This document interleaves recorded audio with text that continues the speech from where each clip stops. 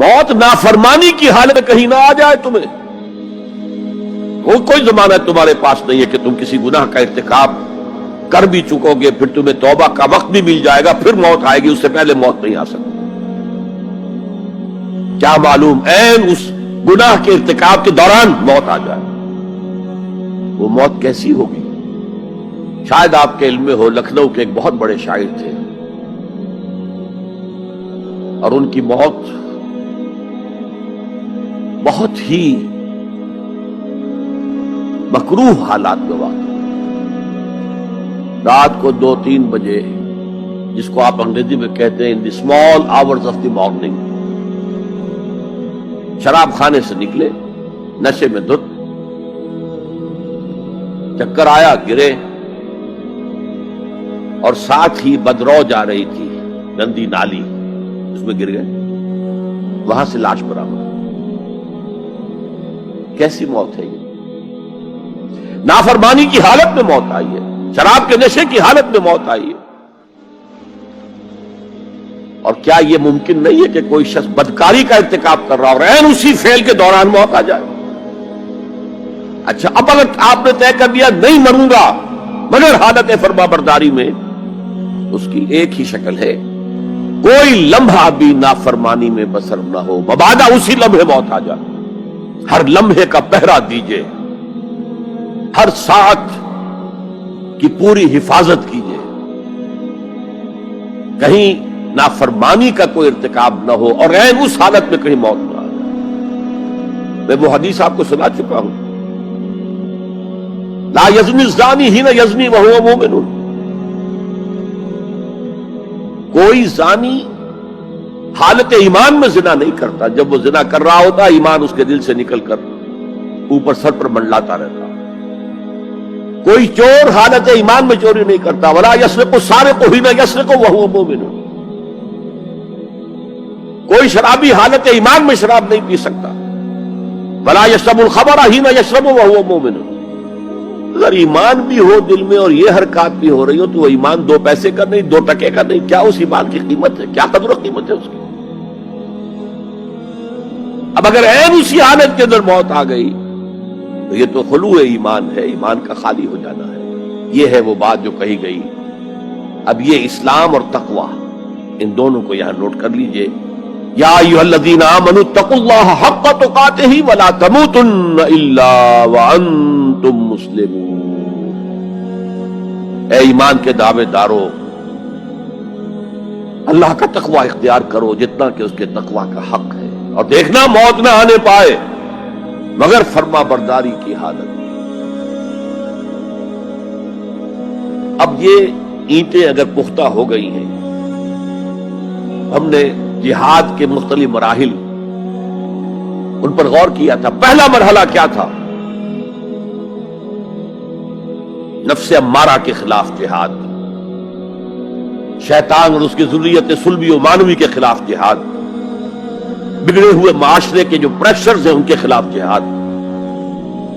یہ 3 جہاد کر کے کما حق کو فرض کیجئے کہ اب آپ تقوی اور فرما برداری کی روش پر راسخ ہو گئے, قائم ہو گئے. اب اگلا قدم کیا ہے؟ اب ان اینٹوں سے فصیل بنانی ہے. اینٹیں تو مضبوط ہو گئی, پوری طرح پک گئی, پختہ ہو گئی. وہ جو اقبال کہتا ہے کہ خام ہے جب تک تو ہے مٹی کا ایک انبار تو, اور پختہ ہو جائے تو ہے شمشیر بے زنہار تو. اور جس سے اکبر الہآبادی نے بھی کہا ہے, اس سے بھی بہتر انداز میں کہا ہے, تو خاک میں مل اور آگ میں جل, جب خشت بنے تب کام چلے. ان خام دلوں کے عنصر پر بنیاد نہ رکھ, تعمیر نہ کر. اگر ساحل سمندر سے ریت لے کے گولا بنا لیں, وہ نم تو ہوتی ہے ریت, گولا بن جائے گا, لیکن اسے شیشے پر بھی ماریں گے, شیشہ کھڑا رہے گا, ریت بکھر جائے گی.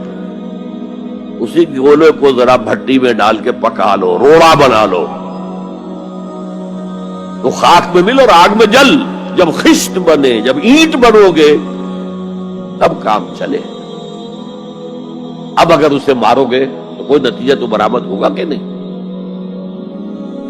تو یہ پختہ افراد کی شخصیت کو پختہ کرنا, جو حیات اجتماعی اس کو نظر انداز کرتی ہے، جیسا کہ میں نے عرض کیا تھا، پہلی منزل تعمیر نہیں کی، دوسری کے اوپر چڑھا ہو گئے، دوسری ہے نہیں، تیسری جو ہے وہ ہوا کے اندر اس کی تعمیر ہو رہی ہے۔ ہماری بہت سی ناکامیوں کا اصل سبب یہ ہے۔ حضور نے پہلے افراد کو تیار کیا ہے، افراد کے ہاتھوں میں ہے اقوام کی تقدیر، ہر فرد ہے ملت کے مقدر کا ستارہ، اور ہر حیات اجتماعی یا کوئی تنظیم ہو، کوئی جماعت ہو جو اسلام کی سربلندی کے لیے کام کرنا چاہیے، اسے سب سے پہلے پختہ کردار والے افراد تیار کرنے ہوں گے۔ یا ایھا الذین آمنوا اتقوا اللہ حق تقاتہ ولا تموتن الا وانتم مسلمون۔ اب دوسرا نقطہ کیا ہے؟ ان کو جوڑنا ہے، اب اینٹوں کو جوڑنا ہے۔ And for that you need a cement substance۔ پچھلے زمانے میں چونا وغیرہ ہوتا تھا، چونے سے جوڑا جاتا تھا، آج کل سیمنٹ ہے۔ اگر یہ سیمنٹ سبسٹنس مضبوط ہے تو یہ فصیل اور دیوار مضبوط ہے، اگر یہ نہیں ہے تو چاہے اینٹیں پختہ ہو تب بھی سیلاب کا ریلا آئے گا، بہا کے لے جائے گا۔ اینٹوں کی پختگی کے ساتھ ساتھ ان کو جوڑنے والا مورٹر جو ہے اس کو بھی مضبوط ہونا چاہیے۔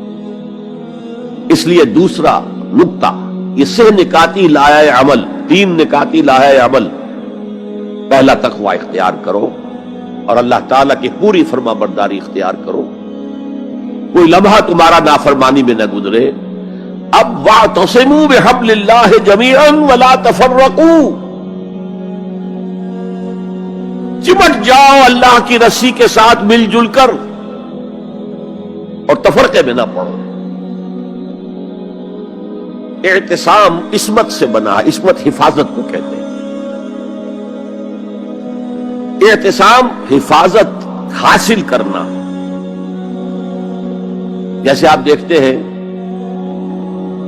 کہ کسی بچے کو اگر کوئی خوف لاحق ہو جائے، کوئی ڈرائے، وہ آئے گا، دوڑے گا، ماں کی گود میں آ کر ماں سے چمٹ جائے گا۔ وہ یہ سمجھتا ہے اپنے چھوٹے سے ذہن کے مطابق میں قلعے میں آ گیا ہوں۔ یہ دوسری بات ہے کہ کوئی شفاق انسان، جیسے فسادات ہوتے ہیں یا جیسا کچھ سن 47 میں ہوا تھا، کوئی شفاق بھیڑیا صفت انسان آئے، بچے کو کھینچے ماں کی گود سے، اچھالے اور کسی نیزے میں پرو لے۔ لیکن بچہ یہ سمجھتا ہے کہ میں آ گیا ہوں، پناہ میں آ گیا ہوں، قلعے میں آ گیا ہوں۔ تو یہ ہے اعتصام۔ اور عجیب بات یہ ہے کہ جو اس سورہ مبارکہ کی جو ہم نے شروع کی ہے آیات، وہاں سے ایک آیت پہلے جو ہے 10ویں رکوع کی آخری آیت، وَمَن يَعْتَصِم بِاللَّهِ فَقَدْ هُدِيَ إِلَىٰ صِرَاطٍ مُسْتَقِيمٍ۔ یہاں حبل اللہ نہیں ہے، جو اللہ کے ساتھ چمٹ جائے تو اس کی ہدایت تو ہو گئی صراط مستقیم کی طرف، اللہ سے جڑ جاؤ۔ سورہ حج کی آخری آیت کے بھی آخری الفاظ یہی ہے، وَاعْتَصِمُوا بِاللَّهِ فَأَقِیمُوا الصَّلَاةَ وَآتُوا الزَّکَاةَ وَاعْتَصِمُوا بِاللَّهِ۔ وہ تمہارا پشت پناہ ہے، وہ مولاکم وَنِعْمَ الْمَوْلَى وَنِعْمَ النَّصِيرُ۔ کیا ہی اچھا ہے وہ مولا، پشت پناہ، مددگار، حمایتی، کیا ہی اچھا ہے وہ مدد کرنے والا۔ تو وہاں پر بھی وَاعْتَصِمُوا بِاللَّهِ، وہی لفظ یہاں آیا، وَمَن يَعْتَصِم بِاللَّهِ فَقَدْ هُدِيَ إِلَىٰ صِرَاطٍ مُسْتَقِيمٍ۔ اب یہاں سوال پیدا ہوتا ہے وہ حبل اللہ کون سی ہے؟ اب اصول یہ سامنے رکھیے کہ قرآن مجید میں اگر محسوس ہو کہ کسی جگہ پر کوئی ابہام ہے، اجمال ہے، کہیں وضاحت کی ضرورت ہے، تو یہ حق ہی نہیں فرض ہے محمد الرسول اللہ صلی اللہ علیہ وسلم کا کہ اس کو بیان کریں، واضح کریں، تبیین کریں۔ انزلنا الیک الذکر لتبین للناس ما نزل الیہم۔ اے نبی، ہم نے آپ کی طرف یہ ذکر اس لیے نازل کیا ہے کہ آپ لوگوں کے لیے واضح کریں وہ شے جو ان کے لیے نازل کی گئی، ان کی طرف بھیجی گئی۔ آج ایک عظیم ترین فتنہ ہمارے ہاں جو ہے وہ انکار حدیث کا ہے۔ وہ گویا کہ حضور کو یہ حق ہی دینے کو تیار نہیں۔ کہ قرآن مجید کی آیات کی توضیح کریں، تبیین کریں، جہاں کہیں کوئی سوال پیدا ہو اس کا جواب دیں. لیکن یہ جان لیجئے یہ حضور کا صرف حق نہیں، فرض. مجھے ایک بڑا تلخ تجربہ ہوا تھا لاہور میں 1973 میں، وہ جو عالمی کانفرنس ہوئی تھی لاہور میں، دنیا کے تمام مسلمان ملکوں کے سربراہ وہاں جمع تھے. تو اس زمانے میں اس آیت کا بڑا چرچا تھا، اخبارات میں بھی بڑے بڑے اشتہار شائع ہو رہے لوگوں کی طرف سے، وَاعْتَصِمُوا بِحَبْلِ اللَّهِ جَمِيعًا وَلَا تَفَرَّقُوا. رکشاؤں کے پیچھے بھی بینر لگے ہوئے، ٹیکسیوں کے پیچھے بینر لگے ہوئے ہیں، وَاعْتَصِمُوا بِحَبْلِ اللَّهِ جَمِيعًا. بینر آویزاں ہیں سڑکوں پر جا بجا. لیکن میں ایک پریس میں گیا کہ جہاں میری ایک کتاب چھپ رہی تھی اور تاخیر ہو رہی تھی، تو میں ذرا ان سے کہنے گیا جلدی کرو. وہاں ایک صاحب آئے ہوئے تھے اور بدقسمتی سے آزاد کشمیر، جو ہمارے ہاں آزاد کشمیر کہلاتا ہے، آپ کے ہاں وہ مقبوضہ کشمیر کہلائے گا، اس کے وہ محکمہ جو انفارمیشن ڈپارٹمنٹ کے سیکرٹری تھے، اہم تھے. ان کا یہ کیا رہا؟ یہ لا یعنی کلام ہے، بے معنی کلام ہے. وَاعْتَصِمُوا بِحَبْلِ اللَّهِ جَمِيعًا. کہاں ہے وہ رسی؟ کس کو رسی؟ کون سی رسی کو پکڑوں؟ بہت صدمہ ہوا، لیکن کیا کیا جائے؟ اصل میں کمیونسٹ ذہن کے تھے. اب اس لیے وہ اللہ کے رسول نے واضح کیا ہے کہ حبل اللہ کون سی.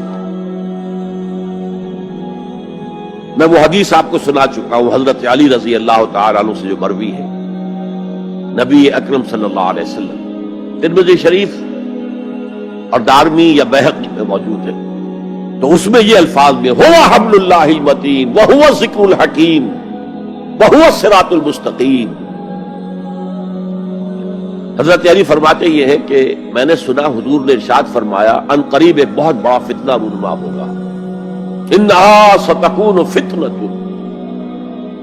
میں نے سوال کیا مل مخرج منہا یا رسول اللہ، اے اللہ کے رسول فرمائیے اس سے نکلنے کا راستہ کون سا ہوگا، مخرج کون سا ہوگا، ایگزٹ کون سا ہوگا. یا آپ کے ہالز میں جہاں ایگزٹ لکھا ہوا ہوتا ہے سرخ سی بتیوں کے ساتھ، عرب ممالک میں مخرج لکھتے ہیں اس کو، نکلنے کی جگہ، بھاگنے کی جگہ. اگر کہیں دھواں بڑھ جائے، کہیں آگ لگ جائے تو بھاگو ان روشنیوں کی طرف، ان دروازوں کی طرف، وہ کھل جائیں گے. تو جب حضور نے فرمایا کہ انہا ستکون فتنۃ، تو حضرت علی کہتے میں نے پوچھا بل مخرج منہا یا رسول اللہ، فرمایا کتاب اللہ. فتنوں سے بچانے والی اور فتنوں سے نکالنے والی شے صرف کتاب اللہ ہے. فیہ خبر ما قبلکم و نبأ ما بعدکم و حکم ما بینکم. اس میں تم سے پہلے جو اقوام تھی ان کی خبریں موجود ہیں، تمہارے بعد آنے والی جو چیزیں ہیں ان واقعات کا تذکرہ موجود ہے، اور تمہارے درمیان جو اختلافات بھی رونما ہو سکتے ہیں ان سب کا حل موجود ہے.